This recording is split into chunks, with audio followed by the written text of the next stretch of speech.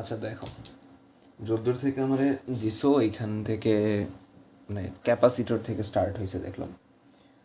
তো I don't know ক্যাপাসিটরের আগের ডিসকাশনগুলা তাও নাই কেন বা নাই মেবি। আমি হালকা একটু বলে নিই। ক্যাপাসিটর হইল একটা ডিভাইস বলতে পারি আমরা, যে হলো চার্জ স্টোর করে রাখে। চার্জ হলো সে স্টোর করে রাখে এবং সেটারে যখন প্রয়োজন হয় তখন ইলেকট্রিক এনার্জি আকারে, কারণ চার্জ যখন আমরা দেই বেসিক্যালি কী দিতেছি, এনার্জি তো দিতেছি বা শক্তি দিতেছি। ওই শক্তিটা সে কী করে, যখন প্রয়োজন হয়, ওয়েন ইটস নেসেসারি, সে একবারে সাপ্লাই দেয়। এটা হলো ক্যাপাসিটর বা বাংলায় ধারক বলে এটার, ক্যাপাসিটরের কাজ। তো ক্যাপাসিটর কী পরিমাণ ইফেক্টিভ, কতটা ভালো সেটা পরিমাপ করার যে রাশি সেটা বলি ক্যাপাসিটেন্স, সি দ্বারা প্রকাশ করি। ঠিক আছে? এবং সি এর একটা ফর্মুলা আছে, C equals to Q by V. যাই হোক, তো এরকম ধরো আমার দুইটা ক্যাপাসিটর, একটার ক্যাপাসিটেন্স C1 আর একটার C2, এরা সমান এই ধরো শ্রেণীতে আছে।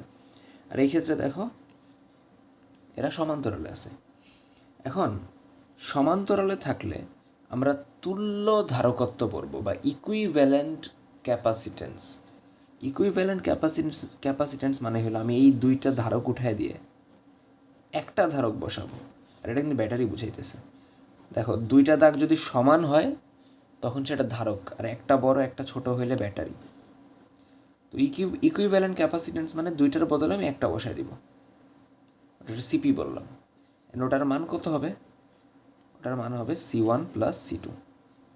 আর যদি সিরিজে থাকে এন্ড আমি দুইটার বদলে একটা বসাই, এটা ধরো CS বললাম, এটার ফর্মুলা হয় 1/CS সমান 1/C1 প্লাস 1/C2। ঠিক আছে? তো এরপরে মেইন টপিকে আসি, ওমস ল।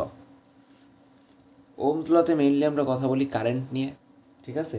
ভোল্টেজ নিয়ে কথা হয়, রেজিস্ট্যান্স নিয়ে কথা হয়।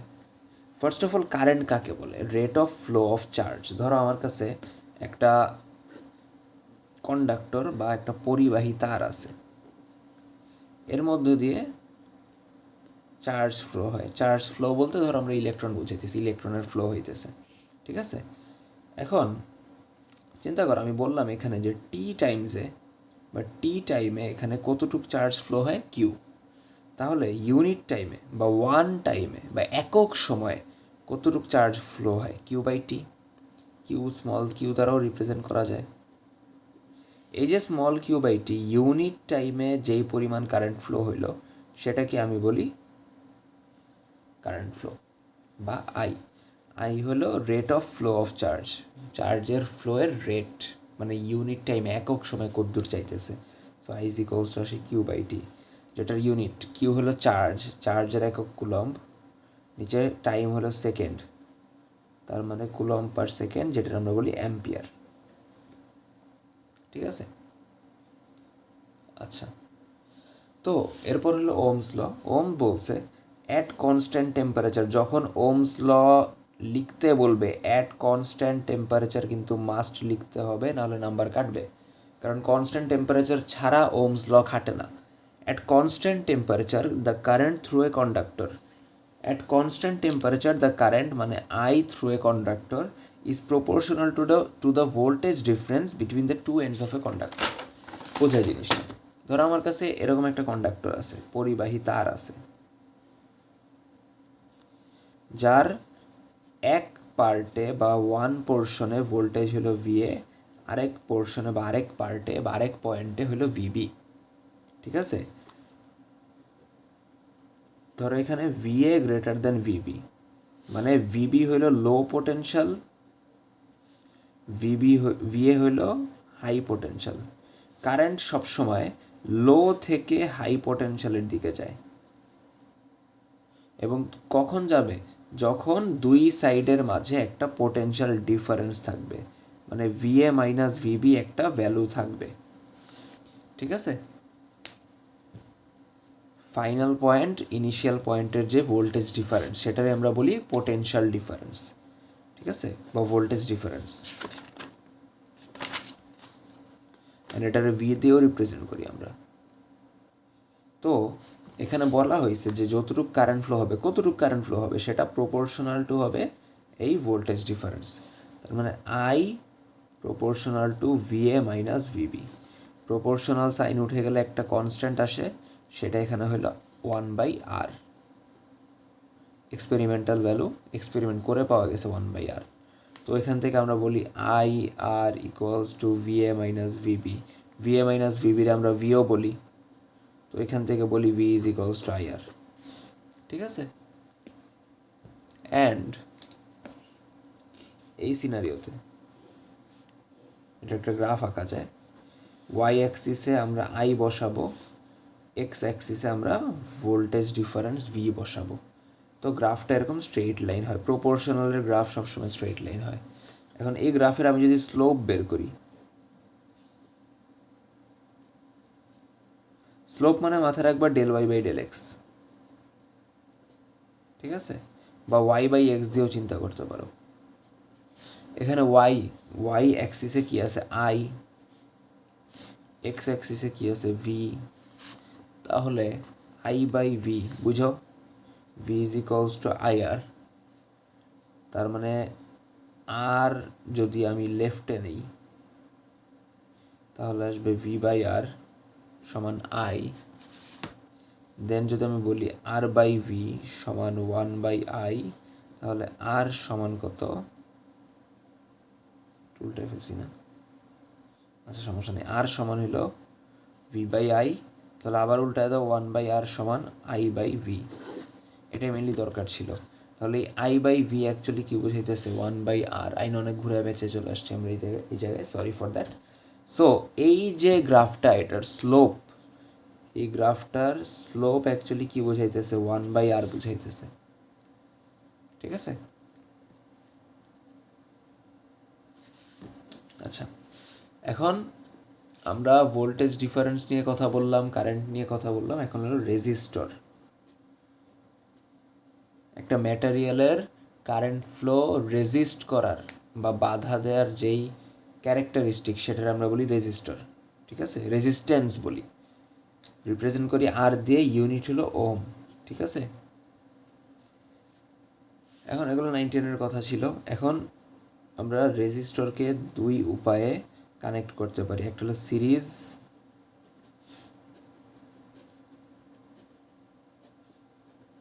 R1 R2 R3, আর একটা হলো প্যারালাল,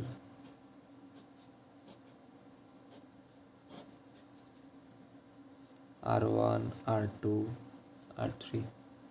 সো এখানে যদি ইকুইভ্যালেন্ট রেজিস্ট্যান্স বের করি, সিরিজের ক্ষেত্রে হবে R1 plus R2 plus R3, প্যারালালের ক্ষেত্রে 1/RP equals to 1/R1 1/R2 1/R3।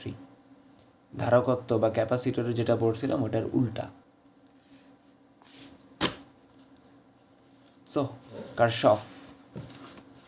কারশফের দুইটা ল আছে।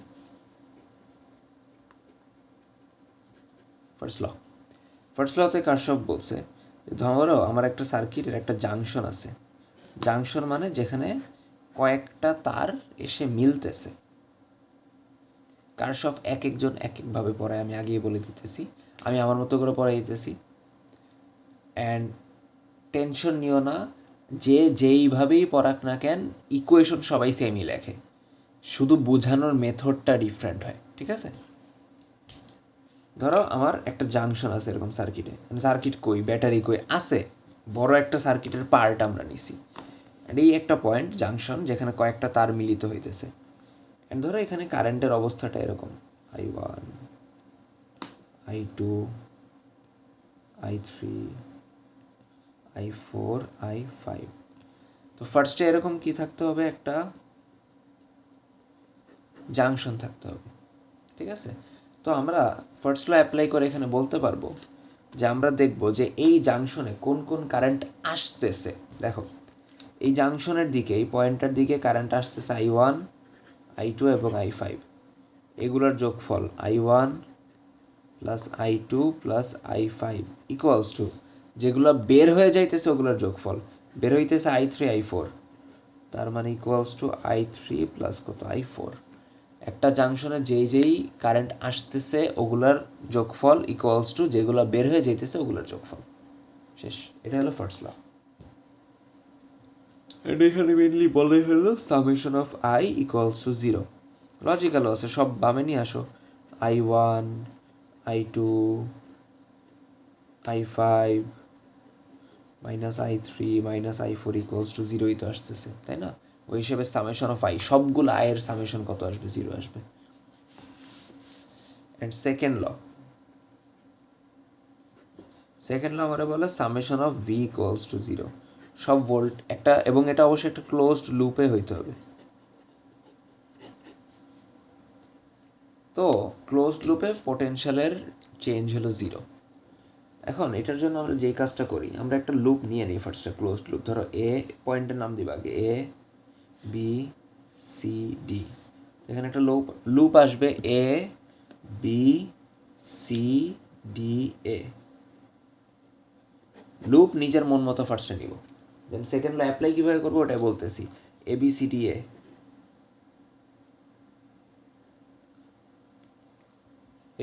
লুপ, ABCDA যেই পয়েন্টে স্টার্ট করছো ওইখানে আবার ব্যাক আসা লাগবে, তখনই ক্লোজড লুপ হবে। এখন এই লুপের মধ্যে আমি সেকেন্ড ল অ্যাপ্লাই করতে চাইতেছি। মাথায় রাখবা সেকেন্ড ল এর জন্য আমরা একটা ইকুয়েশন লিখি যার 2 পার্ট থাকে।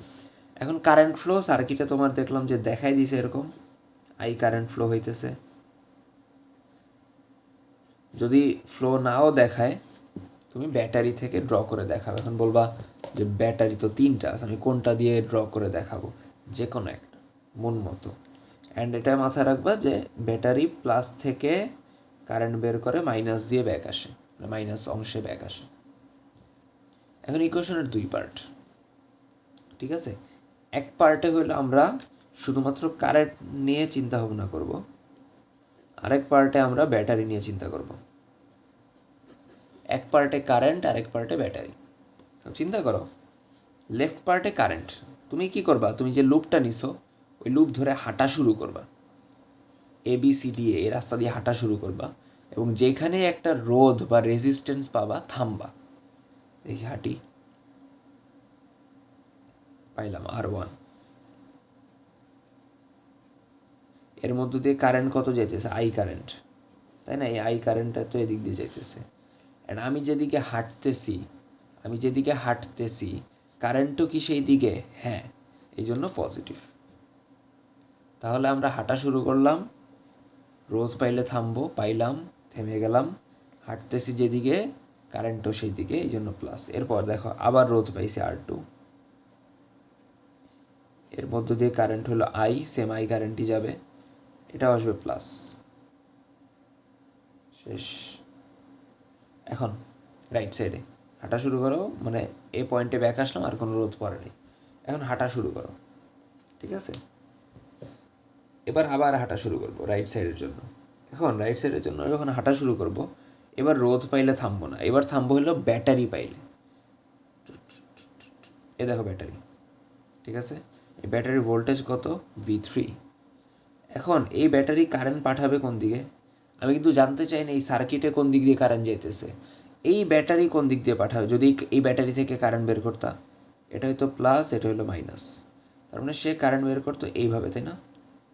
প্লাস থেকে কারেন্ট তো প্লাস থেকে বেরোয়, মাইনাসে ব্যাক আসে। তো আর আমি হাঁটতেছিও তো সেম ডিরেকশনে, তাই না? আমি সেম ডিরেকশনেই তো হাঁটতেছি, তার মানে এটা প্লাস হবে, ঠিক আছে? এরপর হাঁটো হাঁটো হাঁটো, ব্যাটারি পাইলে থামবো, পাইছি। ভোল্টেজ কত? V2। অ্যান্ড এই ব্যাটারিটা দেখো, আমি হাঁটতেছি কোন দিকে মাথায় রেখো, আমি কিন্তু হাঁটতেছি এইদিকে। এই ব্যাটারি কারেন্টটাও তো পাঠাবে এইদিকে, প্লাস থেকে কারেন্ট বেরোবে, তার মানে হাঁটতেছি যেদিকে কারেন্ট সেদিকে পজিটিভ। লাস্টে V1 লিখলাম, হাঁটতেছি যেদিকে কারেন্টও তো সেই দিকে, এটাও প্লাস। দেন এতে ব্যাক চলে আসছি, কাজ শেষ। এটাই হলো আমার ইকুয়েশন।